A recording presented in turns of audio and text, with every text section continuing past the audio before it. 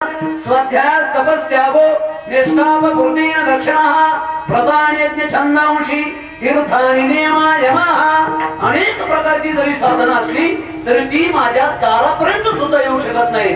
पण खऱ्या अर्थाने मी भक्तालाच भेटतो म्हणून जीवनामध्ये भक्ती करावी. विठाला ज्ञानोबरायचे व्यापार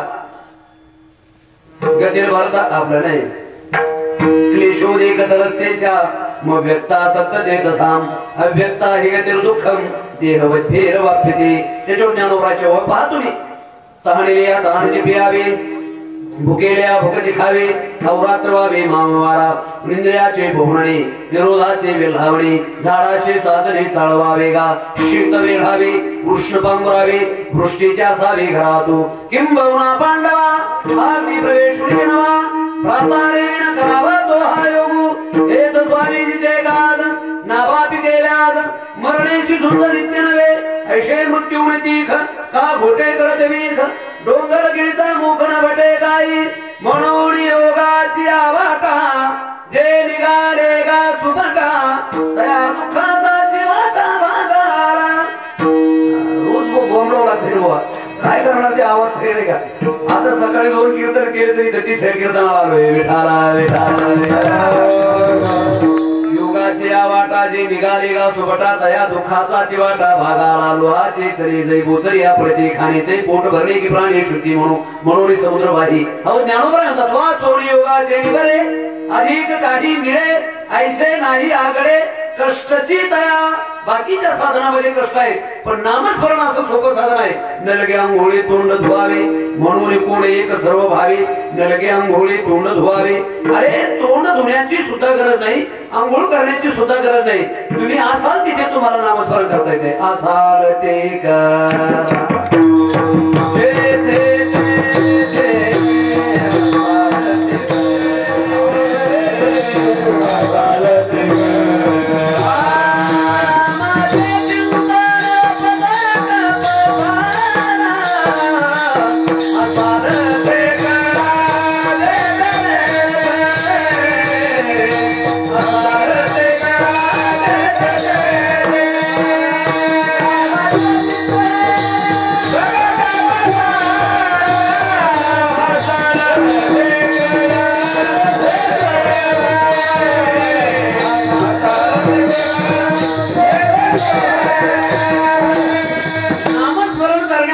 काहीही कष्ट लागत नाही सायास लागत नाही. जसे बाकीचे साधना करण्याकरता मरणप्राय कष्ट करावे लागतात पण नामस्मरणाला मात्र तेवढे कष्ट लागत नाही.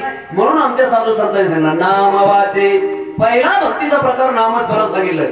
मग आपल्या मुखाला नामस्मरण येतं जाऊ मी म्हणतो जाऊ द्या नका नामस्मरण करू पण कमीत कमी चांगलं तरी बोलायला पाहिजे ना. माणसाने माणसासारखं बोलावं एवढं तरी जमतंय का आपल्याला. साधं जर आपण म्हणलं काय कीर्तनाला गेलं नाही अरे रात्री त्याच्या आईला जो पोहोचणे आलं म्हणले म्हणजे पाहता पाहता शिवी देते. एकदा औरंगाबादला गेलो म्हणले काय बुवा 2-4 कॉलेज कुमार भेटले म्हणले तुम्ही कीर्तन करत असाल हो तेवढे तुमच्या आईला तुमचं बरं बिगर भांडवली जाणार म्हणलं नीट बोल ना भाऊ कशाला शिवाय देतो तुमच्या आईला तुमचं बरं दिली त्याने शिव. एका सप्ताहाला गेलो एक आजीबाई आली कीर्तन संपल्यानंतर म्हणले भाऊ चांगलं कीर्तन केलं. मला 2 नातू म्हणलं काय करतात एकाला 20,000 रुपये पगार दुसरा तुझ्यासारखं बोंबलत फिरतो म्हणले. आता आम्ही काय बोंबलत फिरतो का. अरे बोलत असताना नका नामस्मरण करू पण कधी चांगलं तरी बोलायचं शिका ना. जीवनामध्ये नामस्मरण करत नाही फालतू बोलायला दिवस पुरत नाही पण नामस्मरण करायला 1 मिनिट सुद्धा या ठा पहारा माझारी मोठके निमिष बरी दी तुला तरी धडधडोडी वहिला ये भक्तीची वाटे राग जिया पावसी व्यंग विधाम माझे. या भक्तीचा पहिला प्रकार निळोबा सांगतात नामवाचे. दुसरा प्रकार सांगितलेला आहे श्रवण कीर्ती. असू दे कुठेही कीर्तन नाही का. आज इथं सावरगावची मंडळ आहे कुणाचं काही कीर्तन सगळं काय घेणं देत नाही पण श्रवण करण्याकरता जायचं. एक अजूनही काही परिसरातली मंडळ येतील. आमचे पिंपळगावची सुद्धा काही मंडळ आलेले म्हणजे परिसरातून कोकणगावची पण काही मंडळी आहेत बरं का. आता ज्यांच्या परिचय त्यांचे नाव घेतो पण ज्यांचा परिचय नाही तर बहुतेक परिसरातली सगळी मंडळी इथे आलेली आहे. का श्रवण करणारी मंडळी एक वेगळ्या उंचीची मंडळी असतात. म्हणून कोणाचं कीर्तन आहे याचा प्रश्नच नाही. श्रवण करायचं परमात्म्याची भक्ती करायची आणि का श्रवण करायचे त्याचं कारण सांगतो तुम्हाला. ज्ञानोबराय सांगतात जर खऱ्या अर्थाने आपण आधार देऊन नामस्मरण किंवा परमात्म्याचं कीर्तन ऐकलं त्याच्यामध्ये तुम्हाला समाधान मिळेल. तरी अवधान ऐकले दिने मग सर्व सुखाची, सर्व सुख पाहिजे ना, मग देवाची कथाच तुम्हाला ऐकावं लागेल का? सर्व सुखरूपायचा तुझा कोण सांगा, माझ्या पांडुरंगा सारी गातो. जीवाला सुखी व्हावा असं जर वाटत असेल तर सुखरूप परमात्म्याचं जे काही चिंतन आहे ते चिंतनाचं श्रवण केलं पाहिजे. आणि जर श्रवण केलं तर परमात्मा ज्ञानोबराय सांगतात मोक्ष असे ऐका श्रवणाची माझी. जर तुम्ही अवधान देऊन ऐकलं तर तुम्हाला फायदा काय होईल? मोक्ष असे ऐका श्रवणाची माझी. तुम्हाला फायदा सांगतो मला. आमच्या नाथ महाराजांनी थोडस वर्णन केलंय. ऐकली संतांच्या वचनी तरी हे ठाकोणी आलो सर. सुदैव ब्राह्मणाच्या मुखातून आमच्या आई साहेबांनी भगवान परमात्म्याचं षडगुण ऐश्वर्य संपूर्णतेचं वर्णन ऐकलं. परिणाम असा झाला, भगवान परमात्म्याचं ते रूपाचं वर्णन ऐकल्याबरोबर आई साहेबाला चक्कर येऊन पडली, मूर्छा येऊन पडल्या. त्याचं वर्णन नाथ महाराजांनी भागवतामध्ये केले. अंग झाले रोमांचित, नेत्री बाष्प दाटात, शरीर चळचळ कापत पडे मूर्छित धरणीये. एक मनती धरा धरा, एक पल्लवे धारी दिवारा, एक म्हणती हे सुंदरा, कृष्ण कीर्तीने झडपिली. मूर्छा येऊन पडल्या आई साहेब. एवढं चिंतन अंतःकरणामध्ये लिहिलं. 5 मिनिटांनी उठल्यानंतर चक्क देवाला प्रेमपत्रच लिहिलं बा. तुम्ही म्हणाल देवामध्ये सुद्धा प्रेमपत्र? नाथ महाराजांचं रुक्मिणी स्वयंवर वाचा म्हणजे आपल्याला कळेल. देवाला प्रेमपत्र लिहिलं. हल्ली प्रेम करतात मुलं, पण वन वे ट्रॉफिक. देवाने प्रेम केलं, पण देवाचं जेवढं प्रेम आई साहेबावर होतं तेवढंच प्रेम आई साहेबांचं देवावर होतं. म्हणून मला जीवनामध्ये ते सक्सेस झाले. आपणही प्रेम करतो पण वन वे ट्रॉफिक. म्हणून तर महाराज एकमेकाला जाळण्यापर्यंत प्रकार जातात. आमची महाराज मंडळी सांगतात, एका मुलाने कमळाचं फुल घेतलं आणि ते कॉलेजमध्ये त्या मुलाने त्या मुलीच्या हातात ते कमळाचं फुल दिलं. त्या मुलीचा स्वभाव काय कसा, कुठली कुणाची काय पाहिलं नाही. तिने ते कमळाचं फुल घेतलं, असा जमून टोळा टाकला काना खाली. 5 मोठं गाडो उमटल्यानंतर हो मॅडम मी तुम्हाला प्रेम आणि बीजेपीचं चिन्ह दिलंय. अरे म्हणले म्हणून तर मूर्ख मी तुला काँग्रेसचं ठेवलंय. सांगा असं मार खाऊ बदके खाऊ प्रेम काय थांबत आहे? आमच्या आई साहेबांनी प्रेम केलं बा, पण परमात्मा पती म्हणून जीवनात मिळाला. सुदैव ब्राह्मणाच्या हातामध्ये ते प्रेमपत्र दिलं. सुदैव ब्राह्मण देण्याकरता निघाले, पण येण्याकरता उशीर झाला. केवढी तळमळ महाराज. श्रवण अंतःकरणाला भिडलं महाराजांना. अंतःकरणामध्ये तळमळ निर्माण झाली आणि आमच्या नाथ महाराजांनी त्याचं वर्णन केलंय. कसा गबाई हरी विना धीर धरू, कसा गबाई हरी विना धीर धरू, कसा गबाई हरी विना धीर धरू, कसा गबाई हरी विना धीर धरू, कसा गबाई हरी विना धीर धरू, कसा गबाई हरी विना धीर धरू, कसा गबाई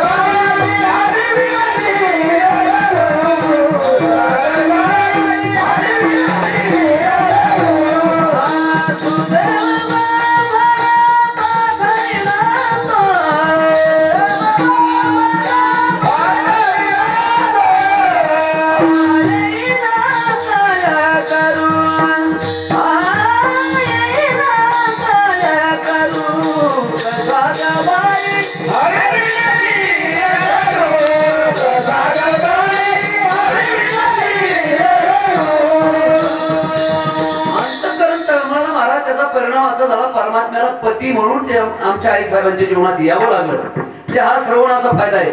मग काही मंडळी म्हणते महाराज खरंच श्रवणाचा फायदा होतो का? हवे की खेडेगावमध्ये असा प्रकार घडला. पत्नीने सांगितलं चला बडे महाराजांचं कीर्तन आहे म्हटले, आपण ऐकायला जाऊ. पण सांगितलं सगळं कीर्तन व्यवस्थित ऐकायचं नाही तर आपलं श्रवण आहे महाराज. आपण या कारणाने ऐकतो तर या कारणाने सोडून देतो. कीर्तन संपल्यानंतर पत्नीने विचारला आज कोणता अभंग होता? त्या पुरुषाने सांगितलं आज कोणता अभंग होता काय माझ्या लक्षात नाही राहिलं.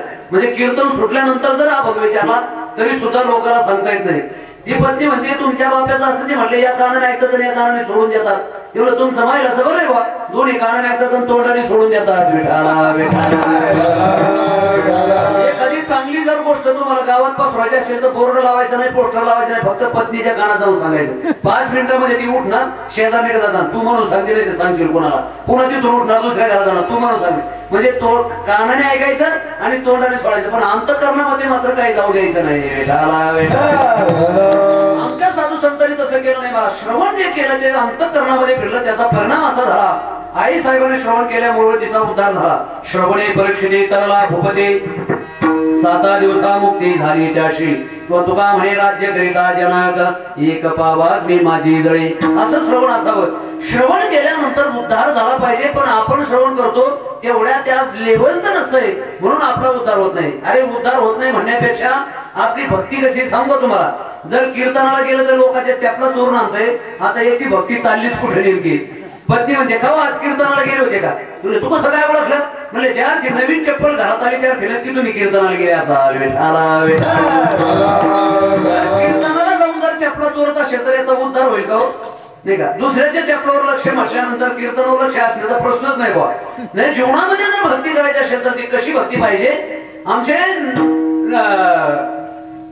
नारद महर्षी सांगतात जी आपली चित्ताची एकाग्रता आहे ती सतत त्या परमात्म्याकडे ठेवणं याला म्हणायची खरी भक्ती. आणि अशी भक्ती एकदा जर झाली ना झाली की जीवनामध्ये 100% उद्धार झाल्याशिवाय राहणार नाही.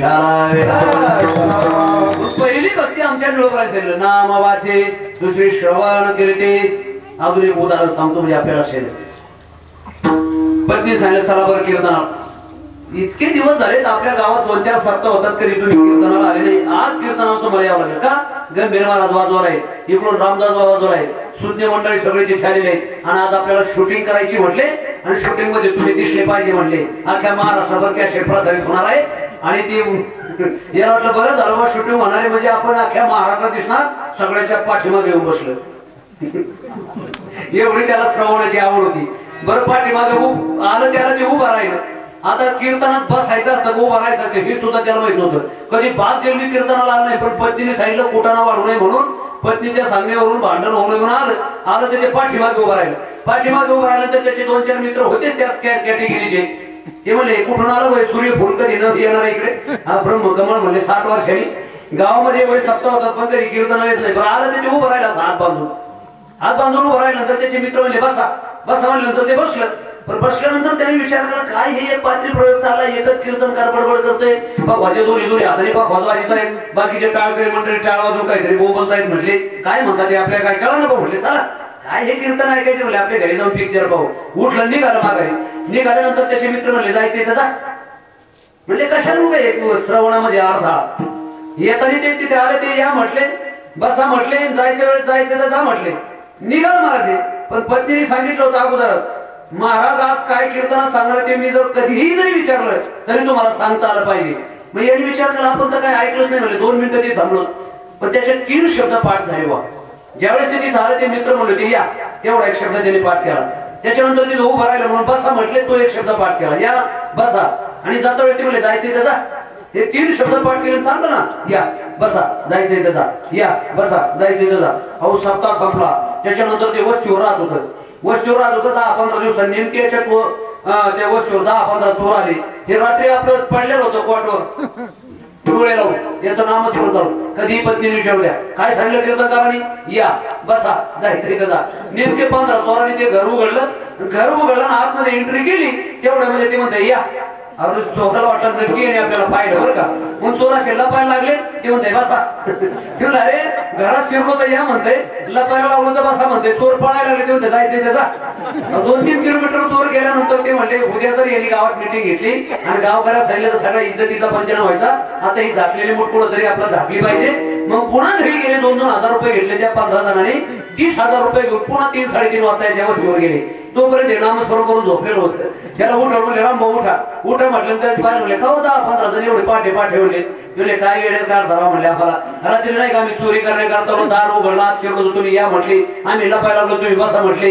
आम्ही पळायला लागलो तर जायचे जा म्हटले. हे 30,000 रुपये घ्या पण हे प्रकरण इज्जत मिटवा म्हटले. गावात उभं इज्जतीचा पंचनामा नको. मग त्याच्या लक्षात आला रे पत्नीच खरंय म्हटले. कीर्तनामध्ये 3 शब्द पाठ केले तर 30,000चा फायदा झाला. अख्खं कीर्तन ऐकलं असतं किती मजा आली ती म्हटला जीवनामध्ये साधारण तुम्हाला फायदा मिळतोच महाराज नामस्मरणाचा.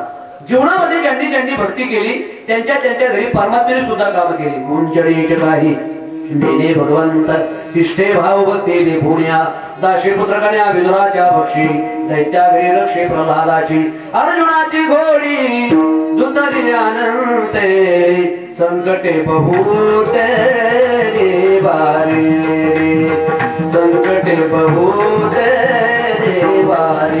का भक्ती करायची कारण सांगतो तुम्हाला. भक्तीनेच परमात्मा आपलासा होतो. म्हणून आमचे सूरदास प्रभू सांगतात चलो विदुरा घर जावे भगवती चलो विदुरा घर जावे चलो विदुरा घर जावे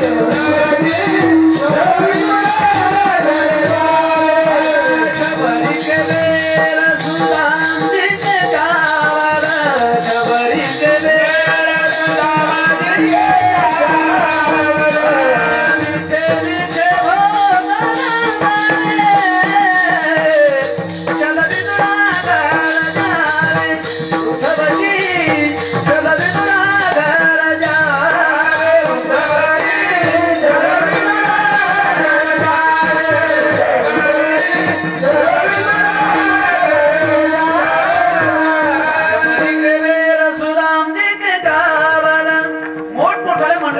चांगल्या भोगाचा त्याग केला. बडे बडे मंदिर कोण काम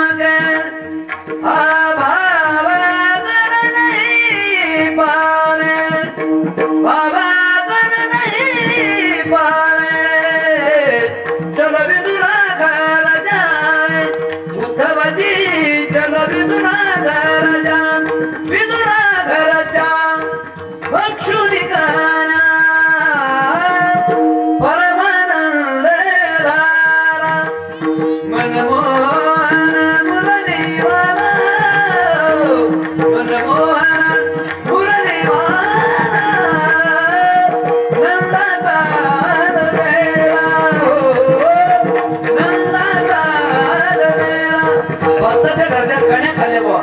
दुर्योधनाच्या घरची मिठाई सुद्धा खाल्ले हा भक्तीचा प्रकार आहे. ज्यांनी ज्यांनी जीवनामध्ये अनन्य भक्ती केली आज निळोबा भंगामध्ये आपल्याला अनन्य भक्ती करतात. नाम वाचे श्रवण कीर्ती पावले चित्ती समान जसं गीतेमध्ये त्रिविध प्रकारची भक्ती झाली. कायेने वाचेने मनाने जोपर्यंत परमात्म्याची भक्ती करत नाही तोपर्यंत खऱ्या खरे तो अनन्य भक्त होत नाही. आणि जोपर्यंत अनन्य भक्ती होत नाही तोपर्यंत परमात्मा त्याचा योगक्षेम चालवत नाही. अनन्या चिंतयन्तो माम हे जनाः पर्युपासते नित्येषां नित्याभियुक्तानां योगक्षेमं वहाम्यहं. तया माझी या सायुज्याची जाण तरी तेची पूर्वी कोड का सेवा म्हणती तरी आड प्रेम सुळे. आणि जर अंतःकरणात प्रेम असेल तरच भक्ती घडते. म्हणून जीवनामध्ये त्रिगुणात्मक भक्ती करावी. त्रिगुणात्मक म्हणजे कायेने वाचेने आणि मनाने. आणि जो कायेने वाचेने मनाने देवाचा दास झाला परमात्म्याने सुद्धा महाराज त्यांची कामं करण्याकरता सुद्धा मागं पुढे पाहिलं नाही. चोखोबाची बहीण झाला शारंधर बहिणी उघडादार कामारी बहिणी उघडादार कामारी. कितीतरी प्रमाणात सांगता पहाते पांडव अखंड वनवासे परित्या देवाची आठविती. त्याचा परिणाम काय झाला द्वारकेचा